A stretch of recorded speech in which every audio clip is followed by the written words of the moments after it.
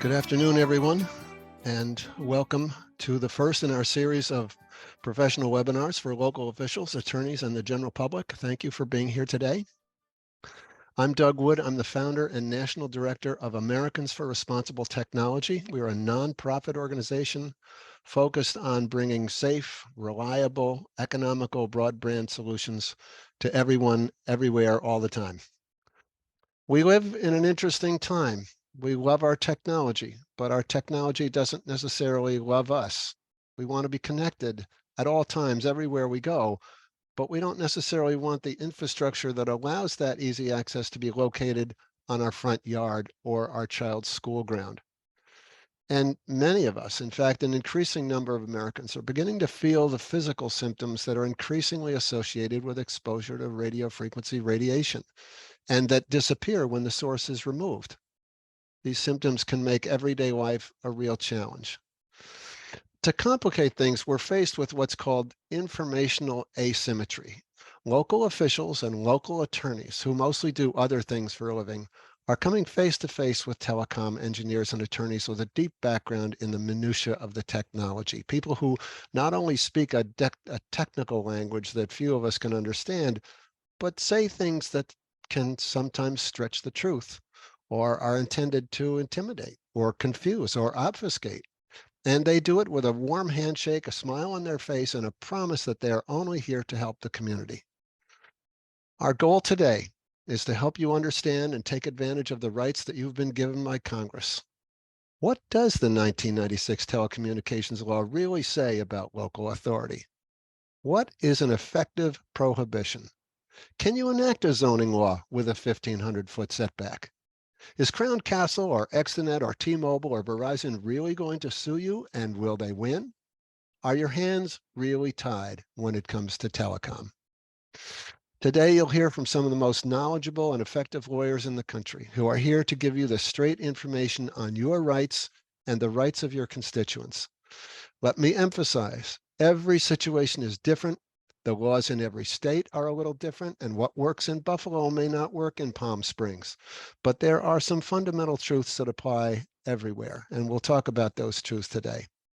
Our first speaker is my friend from Los Angeles, Brenda Martinez. Brenda was a founding member of our Los Angeles coalition called Fiber First LA, where we advocated for fiber optic broadband for everyone and changes to the LA County zoning code that would benefit all the people and not just the telecoms. Brenda is a mom, a community organizer who's a strong and articulate spokesperson for her community. And it's my great pleasure to introduce to you Brenda Martinez. Thank you so much. So good afternoon, everyone. Thank you for being here, and thank you for this opportunity to share some of the things I've learned throughout the years as a resident and organizer in a minority community. So my community, like many in our nation, has been greatly impacted socially, economically, and environmentally. That is why I especially appreciate this unique opportunity of being able to speak directly to elected officials and decision makers. I'd like to tell you a bit about my community and my work. I've been a special education advocate for over a decade, working closely with the University of Los Angeles as a parent coach for research. And in recent years in my community, greatly impacted by a contamination of lead, chromium, and arsenic, I became involved in developing and protecting green space. Through that experience, I was able to witness firsthand corporate greed. Eventually, fighting to protect some of our rights led me to become a member of Fiber First LA. The need for a real broadband solution is especially apparent in lower income, underserved communities. However, major corporate companies justify forcing themselves by any means necessary, even if by force, to come into our children's spaces, schools, and community gardens to place antennas and macro towers with the excuse to close the digital divide. You see, a real action to close the digital divide will take a lot more than just forcing your way into placing thousands of antennas and macro towers in residential areas. We got to be honest and logical, and we have really many communities with higher incomes that have been connected to fiber for years. and they're still connected. No bridging necessary there. So what happened in lower income underserved communities? How did the digital divide became mainly concentrated there? Why are we now only being offered wireless broadband? So these are a lot of questions that always come unanswered. However, today we ask for real equity and for respect for those communities.